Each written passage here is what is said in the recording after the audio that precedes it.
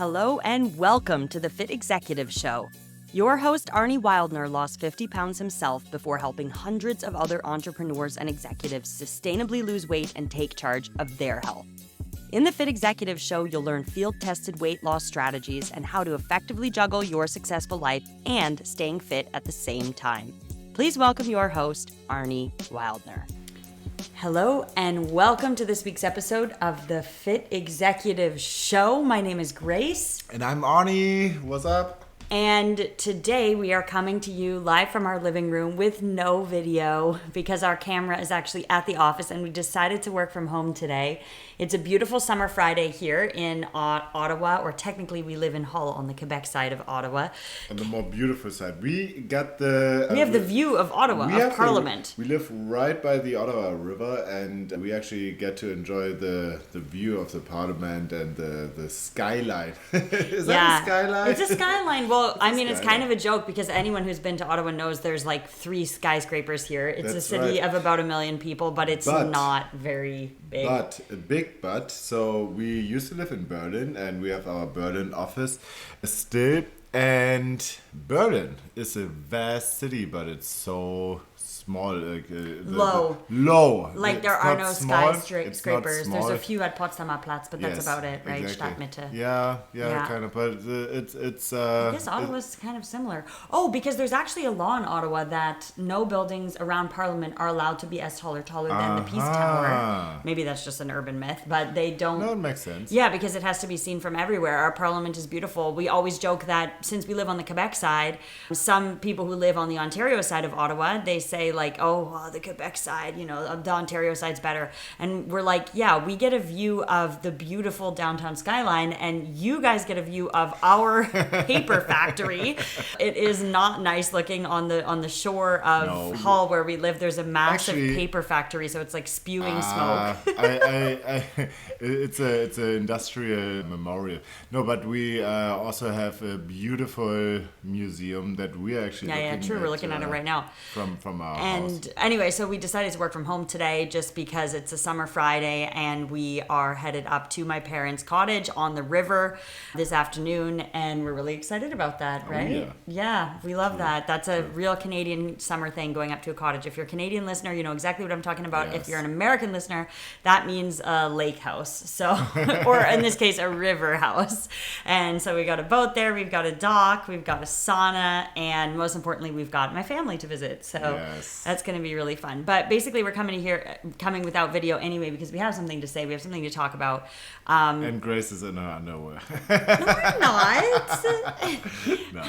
Yeah, today we're going to talk about the motivation lie. So this is a topic that Arnie's had on his list to talk about for quite a while because, to be honest, we speak with so many executives and entrepreneurs who are looking to make a change in their health and their fitness, who all struggle with the same issue. When you find a lot of people get on the call and you ask, like, what's your biggest issue right now? And they say, getting started. Or getting motivated, basically. Getting motivated to start, but it's all about the same. So many, and I used to be the same, so I'm not judging anybody, but many people are just pushing it and they are waiting for a better moment to start. Or like a motivated moment where they're going to wake up in the morning and be like, today's the day, I'm going to start going to the gym again. Exactly. It's easy today.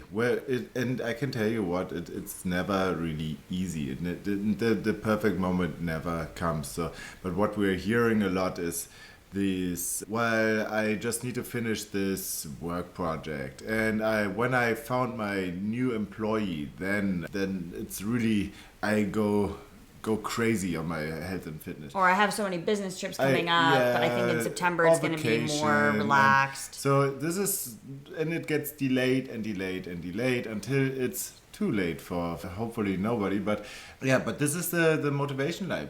Waiting for the moment where you wake up and feeling motivated. And often... motivation is fluctuating. It comes and it goes and it comes in waves, I find. And what the motivation lie is that people believe they feel motivated, they take action, they get the result, and because they see the result, they find the motivation to take more action, get more results, and so on and so on. But the truth is that you need to take action no matter whether you're motivated or not, and you get the results. And then because of the results, you feel motivated. So action is the first step, not feeling motivated. You get motivated because of the result, not you get the result because you're motivated. Yeah, I would honestly say that if you talk to any really fit person, like a fit person in your friend group, someone who always seems to be working out, who doesn't have any issue heading to the gym, even after a long day, like in my life, that would be Arnie. I see him day in and day out. He follows his workout schedule. I would say with 90% accuracy, and we've known each other for 6 years, and it's been really, I would say 90 to 95% consistent. And I don't know anybody else who's really been that consistent over such a long period of time. And yeah, if you have a person like that in your life, you could ask them like, oh, do you just wake up like motivated to go to the gym or whatever? And I bet you they will say no, and they will just say, no, I just do it because of my reason why, or because then I see results. Like, why do you? What keeps you going? Like, it's not like you wake up like. Well, it's a couple of things. So first of all, I have my goals. It's the same as with your business. You need to have a goal. Okay, then you need to have a why behind it. Like an emotional attachment to that goal. You need to be clear on your why. You need to be clear on your mission. And once you have your what, like what do you want to achieve or who do you want to become, you need to have this vision. Then you need to have your why in place. And once you have this, it's time to talk about the how. And the how is the strategies, the systems, the structures. And I am just really good at creating those systems for myself where I have my routines, I have my no-brainer meals, I have my no-brainer times and days where I work out. It's in the calendar and it just gets done. And the gym is next to the office. There's no excuse. Exactly, you made it easy for yourself. I picked a gym that is next to my office. Everybody asks me. It's not the most fancy gym in the world. Everyone in the city asks me, why does Arnie work out there? Yes. And I say, well, it's close. Because it just gets done. It's practical. Yes. Yeah. Maybe I'm German about it, but if I had to you drive, work out way more than everyone who has to drive 40 minutes out to that's the point. The suburbs to the nice gym. That is because of my system. Chris. Yeah. And I also, part of my system includes having a workout plan that I enjoy, that is makes me progress. Like I get stronger and stronger. I measure it, I write it down, I document it, and I can see week after week after week I am building more strength. And this is motivating, getting the results, seeing it black and white. See, another mistake many people make, or I see them making from my opinion, is they don't document their results because it's more like a hobby. But would you lead your business not looking at your numbers? I mean, come on. You're setting budgets for your departments. And the same is what we do for our clients with their nutrition. We set them a budget that they can spend or invest in their favorite foods, and they have their fixed costs, like their most important pillars where they set the priorities. And the same goes with a workout schedule. And then we have sleep, and we have hydration, and we have other areas like your mental focus, mental sharpness, performance, that we all create systems around. And this looks differently for everybody. The what looks differently, the goals. Everybody has a different goal of who they want to be. The why looks differently. Maybe for you it's to become a role model for your kids, to live longer, to have better sex, to fit into your old clothes. Whatever it is, it's yours. It's your why behind it. And then you need to have your house in place. Everybody has a different schedule. Everybody has different preferences. So you need a different system than anybody else in the world. And this is what we'll do, what we do with our clients.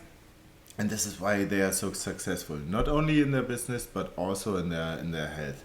And I often also get the question, what do I do when I feel really unmotivated? Yeah, like I had this I had this this routine, and I kind of fell out of it. I kind of back into my old pattern. Or I went away, I traveled, I came back, and then it was really difficult for me to get back into my routine. Or I switched jobs, or my company expanded, or I had a kid, or whatever it is. Whatever it is, we need to look at those reasons, and we need to get to the roots of it. And exactly really, like business. It is exactly like business, but in terms of fitness, we need to look at the roots. Like, why did you fall back into your old patterns? And oftentimes, I see strategic mistakes. Like, they make it so hard to be successful by, for example, picking the gym that is so far away. Like, they have to drive 30 minutes to get during there. rush hour traffic after work. This is where you don't do it, or they set insane goals for their diet or their exercise. Or like, I'm going to work out every single day. Pick something that you're able to maintain, and with a smile on your face. It doesn't have to be easy, but it has to be as easy as it can be. Don't make it harder than necessary. Or they keep the cookie jar on their desk. And when the cookies are staring at you, of course it's hard to get, or not to get tempted by them. Yeah. So we need to create an environment too that makes it easy for you to be successful. And then, sorry, one more thing, but this is very important. When another thing, apart from this strategic mistake, is a mindset mistake, and this is being impatient. Being just results focused, and the right strategy that has worked so well for me, and that I also teach my clients, is to not look at the results only, but mainly look at your input. So there's the law of cause and effect, and if you only look at the effect, like your weight on the scale, and you don't look at the causes that got you there, you will feel miserable 90% of the time, because you need to celebrate each and every win that contributes to the results that you want. Your results result from your input, and you cannot detach it. But if you're unhappy with your results, you need to look at your input first. And so the goal here is to make your input so enjoyable, and you need to celebrate each good decision, each great meal, each workout is one step closer to the result that you want.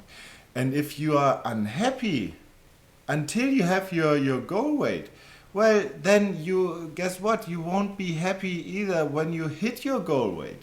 And that's such a good point. And you will fall back into your old patterns right away, because then, what's next? Now I weigh 180, and this is how I feel. I still feel the same. Yes, but if you celebrate your input on the way there, then you can set new input goals. And then you can say, okay, now I got my 2 pull-ups, I want to do 3 pull-ups. Or I've been going to the gym so consistently twice a week lifting weights, I'm going to do 3 days a week now because it makes me feel really good. For example, or I would always set consistency goals. So if you can say, hey, I went 80% of the times that I wanted to go, now I'm looking for 85 or 90%. So this is a smart goal. And I have a lot to say based on what you just went over. So Please. Myself, I have never personally lost weight. A lot of people listening, if you've listened to other episodes, would know that. But for those who are new here, I was a professional ballet dancer for the last decade. Well, from until 2022, essentially, I was working as a ballerina. I retired because our business was doing so well, and then COVID and all that, whatever. But I've personally never had any issues with my weight. However, I have built a business, and we have just been finding the more and more we work with entrepreneurs, the more similarities we see in building a business and building your dream body. And the things that really stuck out to me, Arnie, and what you just mentioned were paying attention to your input and not the results. And that is so critical when you're building a business, and every entrepreneur or any top manager listening knows this, that not every day is going to be full of big successes and big wins, where it's like, oh wow, we just did our dream merger or whatever it is. It's like, okay, what are we doing each and every day? These small little actions that we're repeating. KPIs. What are your KPIs? What are your KPIs in terms of health and fitness? Well, it could be how much protein you eat, how many fruit and veggies, how many color foods you eat, how many hours you sleep, when you go to bed, how many liters you drink, how many steps you take. And those are KPIs. Those are contributing success factors. And you really have to celebrate it when you hit those. Exactly. It's like with our business. Imagine if all of those weeks where we didn't get a new client, or where we didn't, achieve a certain revenue goal. Imagine if we just focused on that, we would have quit years ago. Versus all tracking the KPIs, like in any business, at the end of the week, you have a meeting and say, okay, did we hit our targets there? Did we make as many calls as we said we would? Did we reach back out to those old clients, or did we make sure our clients are happy? And did you answer all the client check-ins? And those are KPIs where it's like, okay, those are things we can celebrate. And it's so difficult in a business. And I personally, like I said, I don't know what it's like on a weight loss journey, but I imagine it's very similar. It's so difficult to celebrate the small wins when you're looking at the end goal, which you haven't reached yet. You are on your fitness journey. Absolutely, absolutely. It's not about weight loss, but why do you keep going? You don't have the pain of being overweight. Yeah, good question. Well, actually, I do see some results. And like at the very start, you said that, where you said you don't wake up motivated and then you do the thing and then you get the results and then you stay motivated. You have to just do the thing and then you'll see the results, and that will keep you motivated. And that's exactly how I feel. I do the thing, which is exercising very regularly, even though I really technically have no reason to, because I think I look great whether I exercise or not. I'm blessed with those genes, I guess. I'm not sure, but I do it because when I do it, I get results, and that is feeling more energetic, more happy, mentally healthy, and just being like a really, really more focused person at the office and in my job. And then also, looking more muscular, which I really, really like. And then I get compliments on it, and people say, wow, you're so fit, and all this stuff, and then that keeps me going. So exactly what you said is correct. Like, I didn't wake up motivated and say like, oh, I got to get into the gym because I got to lose weight. I just kind of did it, saw the results, and kept going. My theory is you the kind of person who feels like crap, or who realizes that you feel like crap when you don't exercise. That is so true. Oh, I feel like trash. And you just are in a bad mood, and you really got the connection, and I'm in tune with my body. I can definitely tell. Exactly. And so you feel this pain, and if you don't exercise, and this pain is motivating you to exercise. But I also feel the pleasure of after I exercise. Exactly. Yes, of course. It's always about pleasure and pain. When every action gets caused by trying to avoid pain and trying to find pleasure. The feeling like trash is usually the bigger motivator. You can compare it when you have like a root canal infection. You get the appointment for the dentist the very next hour. You leave right away. It's so painful. You cannot stand the pain. You take action right away. But if you say like, okay, I just want to have my teeth could be wider. I need to whiten my teeth. Then it can wait until next week. So the pain, also know your pain. Become aware of your pain. Like, what are the things that you don't like about your body right now, and use them as a tool, or what that you don't like about your health right now. And you do so well with the clients that you focus on the little wins, but you also really focus on the pleasure. When you check in with them, you always put emphasis on, okay, how did you feel after you exercised? How did you feel after you actually drank 3 liters of water a day this whole entire week? And then you get them talking about that, and then they're like, dang. How proud they are. Wow, I'm not only proud, but my body feels better. I went to the toilet regularly, or whatever it is, and you're like, once you get that kind of clicking in people's heads, and that's like what kind of clicks with me is like when I'm sitting at the office and I'm just getting shit done, and I'm like, oh, well, that's probably because I worked out this morning, and then I have another day where I didn't exercise, and I'm like, oh my gosh, this day couldn't go. Less focused, less productive. Then the last last thing I wanted to say, because I did kind of break your train of thought, but I just wanted to say how important it is to celebrate the little things. And I know it's difficult because in our business, it is so hard for me. Actually, no, I'm getting way better at it. Because we have this jar at our office now, which is like good things that happen in 2024. And every single Friday, which we have to do today, every single Friday we write on a strip of paper one good thing that happened that week in the business. We can do that live. What was one good thing that happened in our business this week? Yeah, good question. We launched ads that are converting super well. So we're definitely reaching the people who need our help and who want to read your book. And that must be fulfilling for you to see so many people downloading your book, right? Yeah. So, we launched Meta ads on Facebook and Instagram, and they are performing really, really well. Yeah, yeah. And this is something we've been doing in Europe for years, but we just did it in English for the first time, and it's working. Yeah. Yeah. So, exactly. I'm very proud. So if you landed here because you downloaded the book after clicking an ad, thank you. Thank you. And and if you haven't downloaded the book, you made our week. You really did. And do you have something else to celebrate? Or? Well, no, but I when you said celebrate the small wins along the way, a quote came to mind by Carl Jung, a psychologist. And I'm not sure if he's even alive anymore, but it doesn't matter. But the quote is, if you don't see God, I think it was something like that. No, modern man, let me look it up. Modern man can't see God because he doesn't look low enough.